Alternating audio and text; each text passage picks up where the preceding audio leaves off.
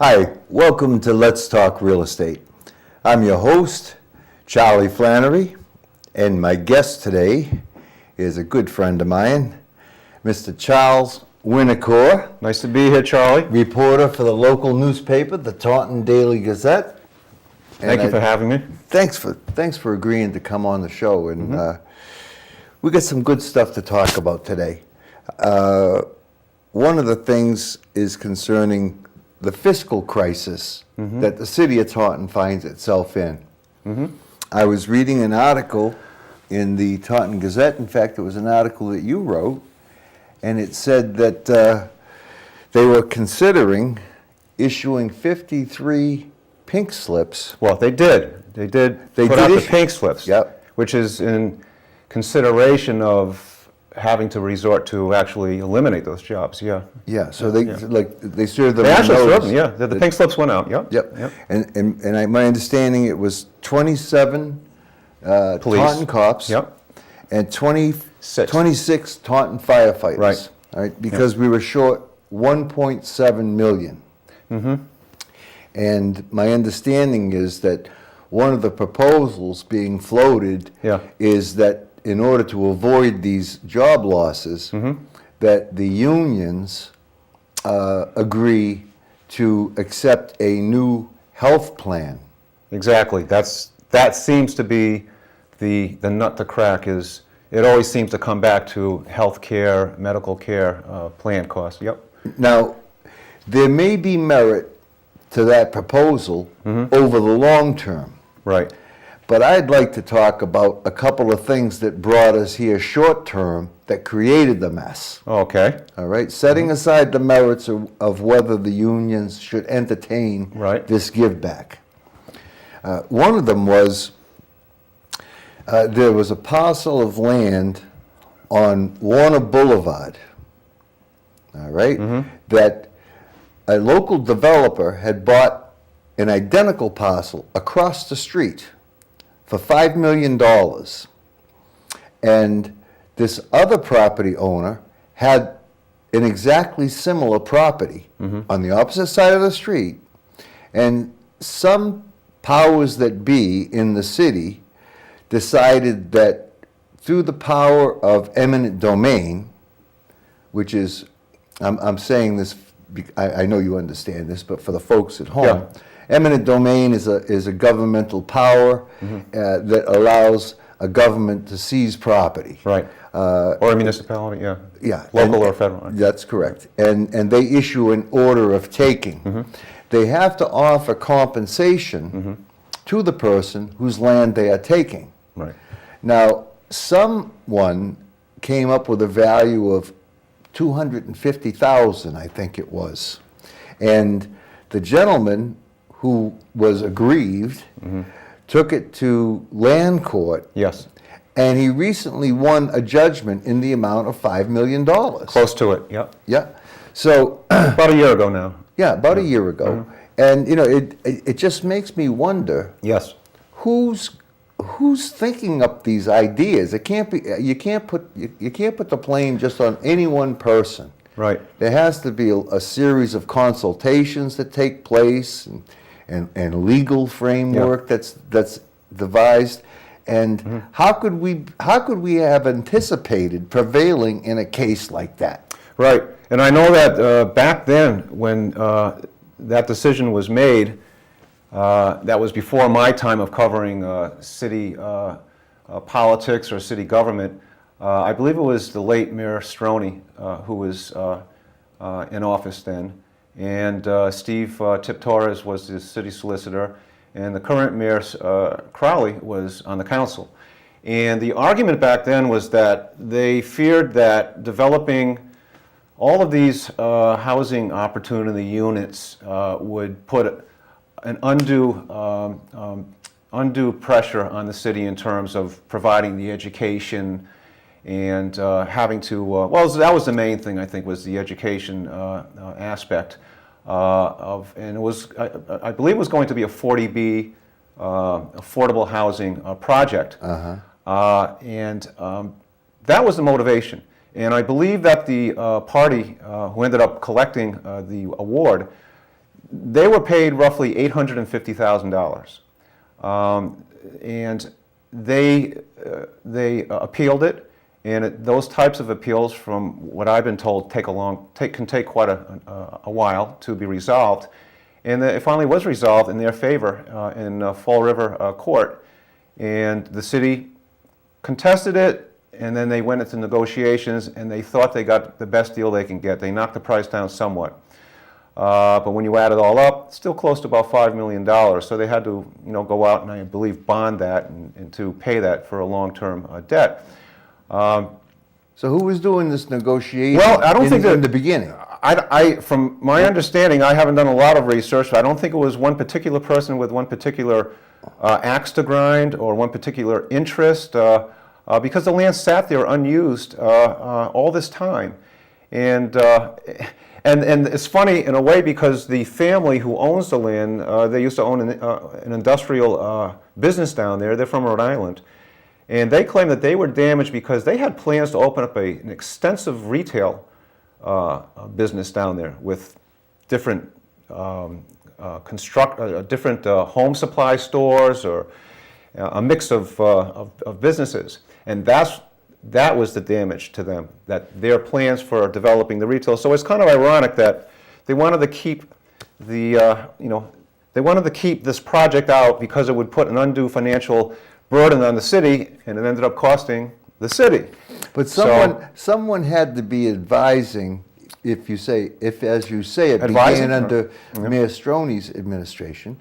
Someone had to be advising him of what actions to take. Wouldn't that have been Tories? That's right. I would assume it's the city lawyer, and Steve is a very experienced attorney, especially in labor negotiations and things of that sort. I just wouldn't send a guy in to negotiate the price of a used car for me based on what I've seen. I also know that Charlie Crowley, at that time was very adamant against developing that. He thought it was fiscally wise not to allow a housing development in that part of the city at that time. So there was support from the council. There was support as well as the mayor's office. Yes. Okay. It wasn't a close vote. It was not. But I don't have that in That's okay. We can make numbers up as we go along. Right. It's artistic freedom. All right. Now we own the piece for $5 million. Yes. All right. What are we doing with it? Anything? Right. So they've talked about using a portion of that to be not contiguous, but to be, because it's on the other side of the street, to be preserved, similar to the Boyden Refuge. Which is just up the street. Right. But I wouldn't be surprised if eventually there is some retail development there. And I think, no one's been talking about it lately, but I think the time will probably come when they do talk about how do they compensate and make it expedient for the city to get it back on the tax rolls and, damn it, get some businesses in there, so maybe do what the family is complaining they were prevented from doing. Maybe the city in the long run can do that. I mean, look, they've already added Hannaford up the street, and everyone seems to think that's a real good addition to the city. This is right down the block. And across from where Malik has his development. Right, and I believe the Malik company was the party that initially was intending to build that housing development down there. Okay. I believe that it was Malik. Yeah, on the left-hand side, but when it was the 40B on the right-hand side of the street, they weren't going to. It was some family from Rhode Island who wanted to do a commercial type of development. Right? See, that's where I admit that I don't have all of that background at my fingertips, but yes, so it was Malik on one side, and the Rhode Island Corporation family on the other side. So the bottom line is, at a time when we're financially strapped, we're being faced with possibly laying off police, firefighters, teachers, we have a nice $5 million parcel with trees on it. Well, you could always, I guess. I mean, I like looking at trees. I like tree houses, but I mean, that's where it is right now. But I mean, when if we're forced between a tree and laying off a cop or a firefighter, I don't know what's the choice, But so that's one instance where there was a. In retrospect, it was probably not the best decision, right? Well, unfortunately, there's been a series of them. I've been a political observer of the city for many, many years. We could call this woulda, coulda, shoulda. Well, and I'm not alleging malfeasance. Right. I'm alleging incompetence. Right. As Napoleon is quoted as saying, there are limits to rascality, there are no limits to stupidity. So, which gets me to my next. And you're looking right at me, so that makes me feel better. Thanks. Well, because you can identify. Yeah, okay. okay. we talk about this a lot. We're Okay. good friends. But I mean, the other deal was the trash facility, which we, the city, owned through a quasi-autonomous agency, the municipal lighting plant. Yeah. Which they were aware at that time that the shelf life of the landfill on East Britannia Street was running out. All right? So despite that knowledge, for $36,000, Right. they sold it to the brother of some lawyer from Taunton. All right? Right. He's a businessman, local businessman. He owns, I think, a garage. I don't care what he owns. Yeah. We sold it to him for $36,000. Yep. Okay. Then a couple of years later, not a long time, and again, the TMLP was aware that we had a need for this facility. Well, that was in '99 when he bought it for 36. When the Okay. TMLP sold it to Mr. Rich for 36, that was '99, right? Okay. So it took a few years before the city, right? All right. Now, what year specifically was it that we agreed to buy it back for $3 million? Yeah, 2.8. That was. I have a copy of the deed back in the office, but I believe that was in '08. Oh wait. So the market was in the toilet. So we agreed to pay a guy 100 times what we had sold it to him for, while the market was declining. I mean, I can name you. I detect a note of cynicism in your voice, Charlie. I'm amazed. I love this city, and when I see the hardships that we may face, somebody has to raise a voice. Somebody has to be speaking for the folks out there, because it's like no one talks about it. Well, you talk to the mayor, and the city council did approve the purchase, and it came down to there were three candidates of real estate. They felt that it borders the Miles Standish Industrial Park. It's got a rail line that runs next to it. Yeah. As a matter of fact, the train that derailed yesterday afternoon because someone had stolen some railroad pieces of rail, that's exactly where the land is. So they might want to think about that when they get the security lights up, if they ever develop it. But anyways, that land was one of three. They thought that was the best choice. Then there was some criticism of how much land is really upland and how much is available.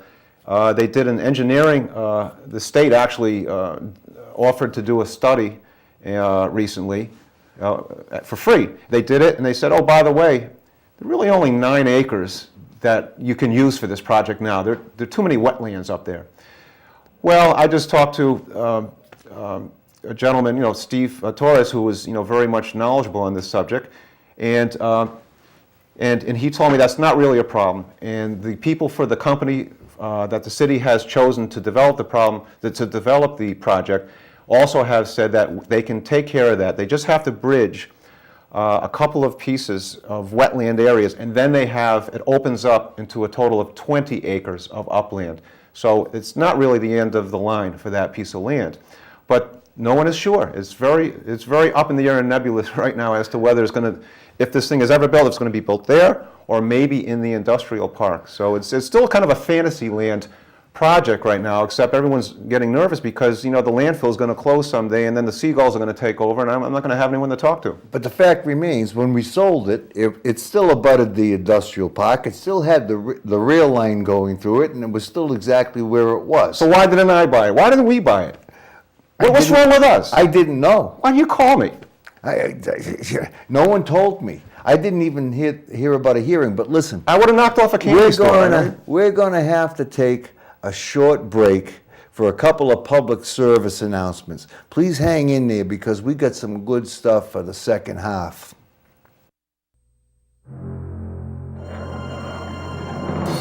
Some things require experts at every stage.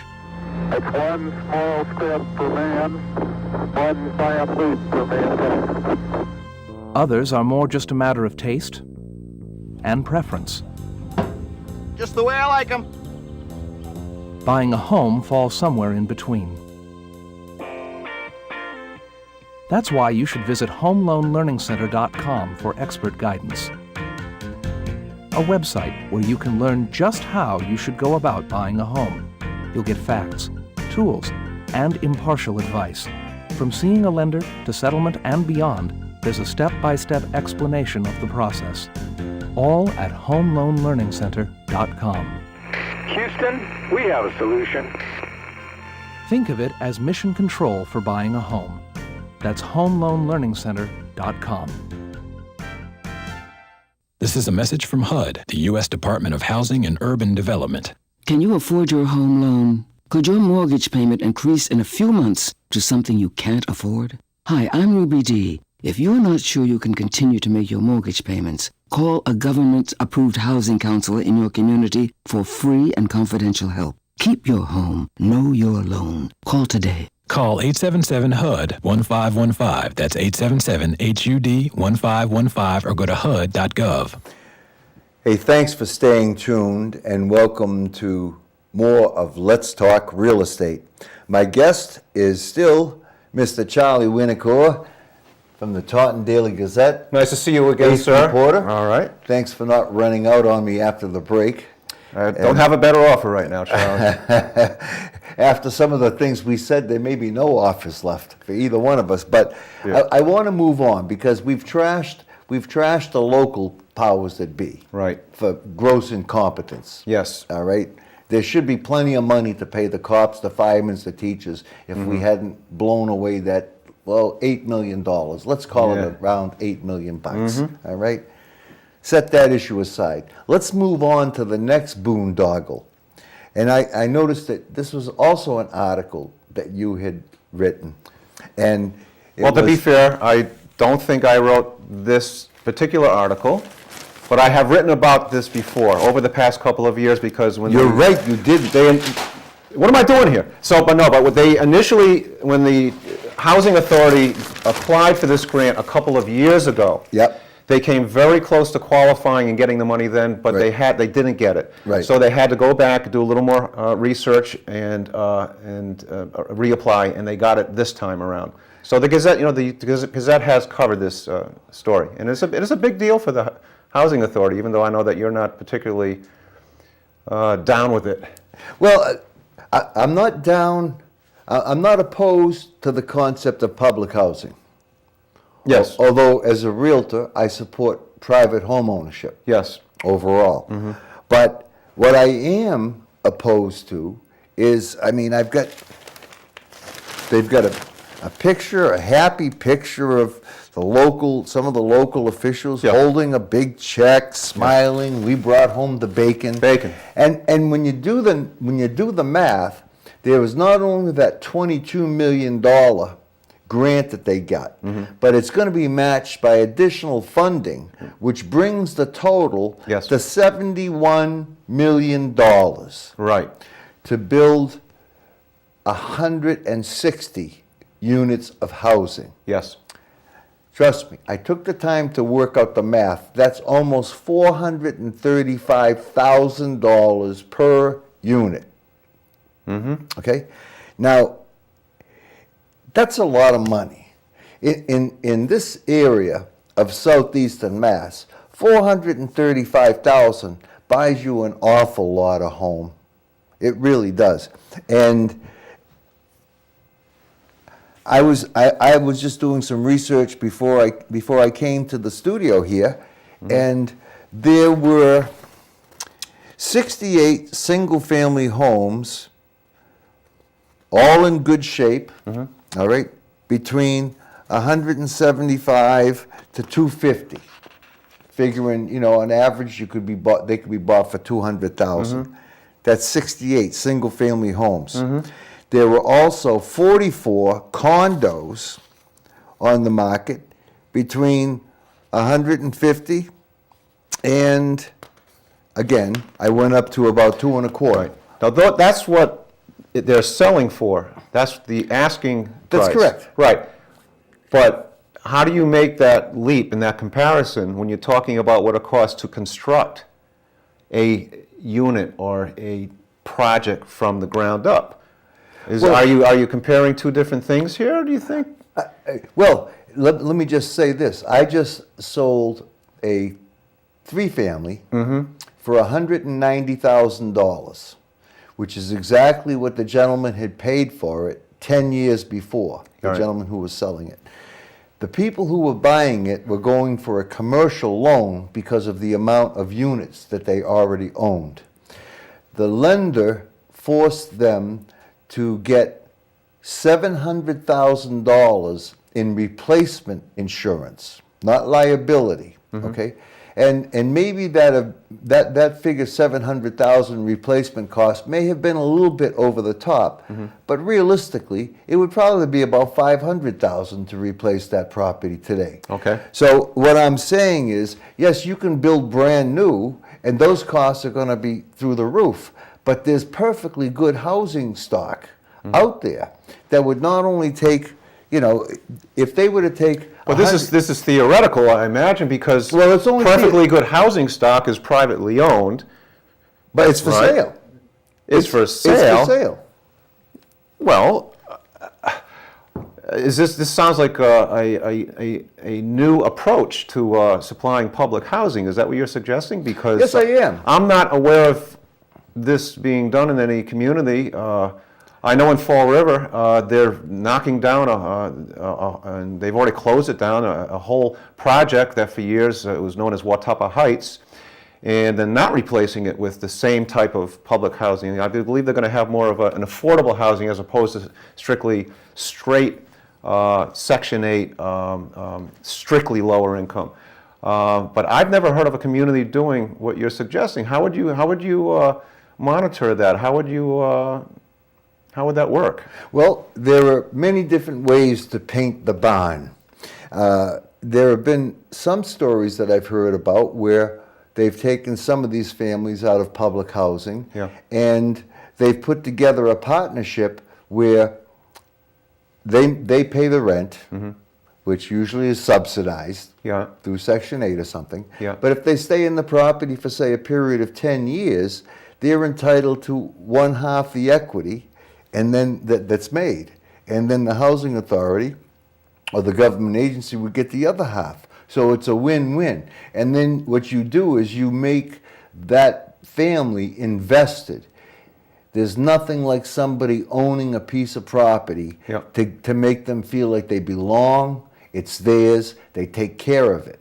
I mean, and so if you take an average price of $200,000, and I know if I had that money, if I had the $71 million, I could go out and buy those houses for $200,000 on average. Right. All right. That means that 160 units would cost, let's see, 160 times 200. That would be $32 million. So there'd be roughly $41 million left over after we purchased the 160 units, okay? And as I said, I came up with, there were 68 single-family homes, 44 condos, all within that price range, for a total of 112, leaving 48 units.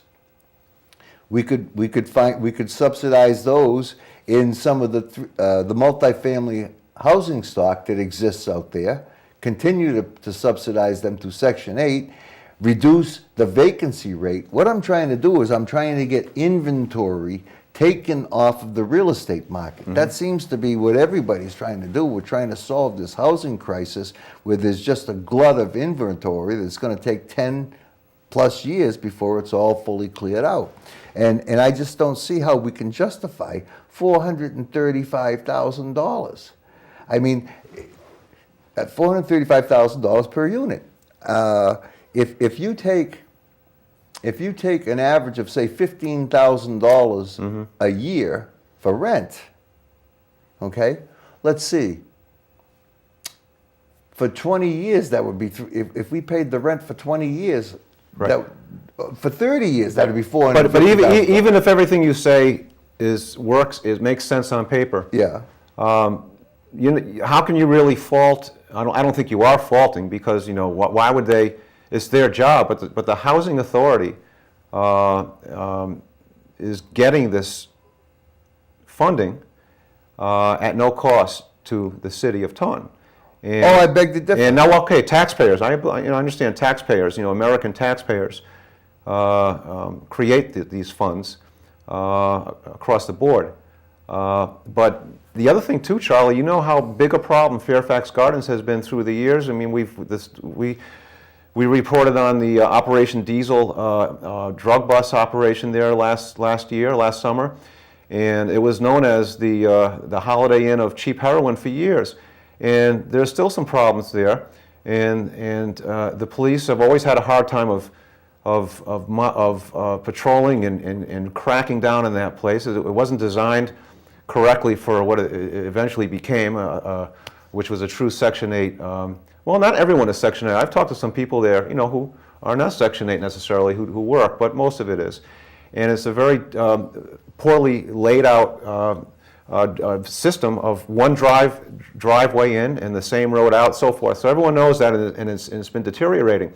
They really need to get rid of it. And the thing too, where they put I agree with you on that. They're splitting it into two things. They have it. They're going to rebuild there, and they're going to rebuild on parcel 6A, which is in the adjacent to the Gatra Bloom bus. Right. And that place was a homeless tent village up until a few years ago, and it's just sitting there fallow and unused and a wasteland. So, how do you really blame the THA or anyone else for that? However, if you're looking at a new approach to this bigger problem, I am. then you need to think about running for higher office, and I'll be there for you. I can't because of the skeletons of my past. Because you have to do this TV show. And I got to do understand. this show. Yeah, I'm booked. yeah. I'm under contract. All right. But it does afford me the opportunity to tell the truth. Well, Yep. yeah. I think that racism plays a part in it. I think people are afraid to disperse those 160 families out throughout the rest of the community in different areas. Really? But it would probably lessen the crime rate, because now you're going to have people that, if you have a bunch of people that are in financial straits, Yeah. you're going to have a preponderance of crime. Well, I imagine if you a new- disperse it, yeah. and you give them a vested interest Disperse in it, owning right. their unit, you can solve a lot of those social ills. Right. And again, I don't know if it was the people on our state level. I don't But fault the THA. But also pushing people into home ownership when they're not ready. That's what got us into this problem a few years ago with Fannie Mae and Freddie Mac to begin with, and that's where a lot of people have criticized Barney Frank and others who supported that home ownership no matter what. And going back to Bill Clinton. And Well, there'd be enough left over from the $71 million to subsidize these people for 10 or 15 hey, listen, I got a years. piece of land for $36,000 I want to sell you. Can we talk later? I think we can. Listen, does it appear we're getting close to running out of time? Obviously, I could go on for about another 3 hours. I wanted to do my Lewis Black impression, but I was not allowed to because of contractual reasons and the threat of a lawsuit from Lewis Black's people. But I'd like to thank you for tuning in today. If you have any questions that you'd like to address to me or to Mr. Charlie Winokoor, you can email them to letstalkrealestate@verizon.net. We'll get back to you with an answer. If you'd like a free copy of today's episode, you can also send an email to letstalkrealestate@verizon.net. Please include your name, your address, and your phone number so that we can verify who you are, because these things cost money, and we can only do it for the first 100 respondents. Charlie, I'd like to thank you very much. Thank you, Charlie. And Let's get that on. There we go. keep Okay. fighting the good fight. Thank you so much for tuning in today to Let's Talk Real Estate.